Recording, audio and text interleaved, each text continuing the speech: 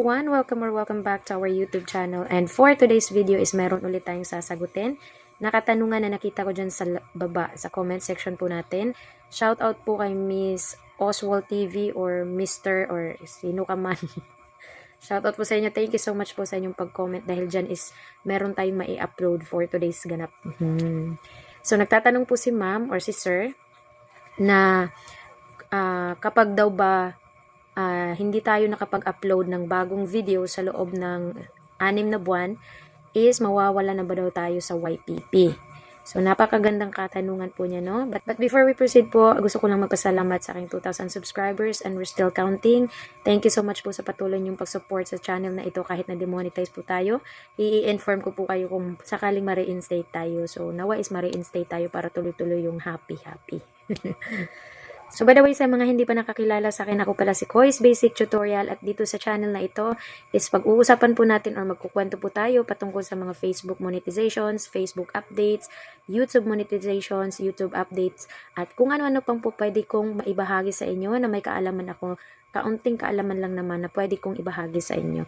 At kung meron po kayong mga katanungan dyan, so pwede po kayong mag-comment sa baba. So hanggat maaari, hanggat alam ko yung sagot, sasagutin po natin yan via video. So, yun na nga, si Miss Oswald TV is nagtatanong nga siya kung sakaling hindi ba daw makapag-upload sa loob ng 6 na buwan is mawawala na ba daw tayo sa YPP. So, when we say YPP po, is yun po yung YouTube Partnership Program. So, kung ikaw ay membro na ng YPP program ni YouTube, ibig sabihin, yung account mo sa YouTube mo or yung YouTube channel mo is monetized na siya. So, ang tanong ni ma'am, kung hindi daw tayo nag-upload ng bagong video sa loob ng 6 na buwan, is magiging mawawala daw ba tayo sa partnership ni YouTube. Kapag ikaw ay hindi nakapag-upload or ikaw ay inactive sa loob ng 6 na buwan, hindi ka man lang nag-upload ng bagong video or hindi ka nag-post dyan sa iyong channel sa loob ng 6 na buwan or higit pa sa 6 na buwan, so may karapatan po si YouTube na tanggalin ka sa YPP program niya or i-demonetize po yung account mo. Ano ba yung dahilan mo bakit hindi ka mag-upload? Yung mga hindi pa nga na monetize na channel is palagi nga silang active. So, namomotivate nga sila dahil gusto din nilang sumahod.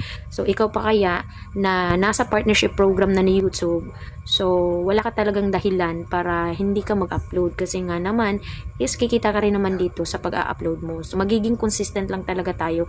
Si YouTube nagbibigay ng mga bagong subscribers, nagpapalaganap ng ating mga videos sa mga YouTube people, sa mga taong nag-YouTube everyday.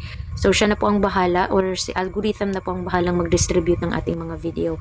So, just keep on posting lang kahit isang video sa isang araw or kaya 2 video sa loob ng isang linggo o kaya 3 video sa loob ng isang linggo kung hindi mo talaga kaya.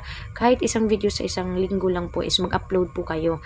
So, kahit na medyo busy po tayo, just keep on uploading pa rin po para hindi po masayang yung pinagpagura natin na makuha nga yung monetization dito kay YouTube. So, para sa akin talaga is napakalaking potential po yung pag-YouTube. Malaki po yung chance na ma-monetize tayo as long as sumusunod po tayo sa mga policies na inilahad po sa atin. So, nakasaad nga po yan sa partnership program natin, sa mga napagkasunduan natin, na stay active daw po to keep on making money, sabi nga ni YouTube. So, kailangan po magiging active tayo sa pag-upload dito sa ating channel. So, pagka na-detect po ng system ni YouTube na inactive po tayo sa loob ng 6 months, so automatic po yan, tatanggalin po ni YouTube yung ating monetization. So, sayang naman yung pinagpagura natin, diba? So, nawa is nasagot ko po ang inyong katanungan, Mr. Oswald TV. So, ang sagot po is yes, matatanggal po tayo sa YPP kapag inactive po yung account natin sa loob ng 6 na buwan or mahigit. So, kailangan lang is mag-upload tayo. Hindi man ganun ka-consistent, pero sa loob ng 6 na buwan, kailangan talagang meron tayong mai-upload na video or makapag-post man lang tayo dito sa ating mga YouTube channel.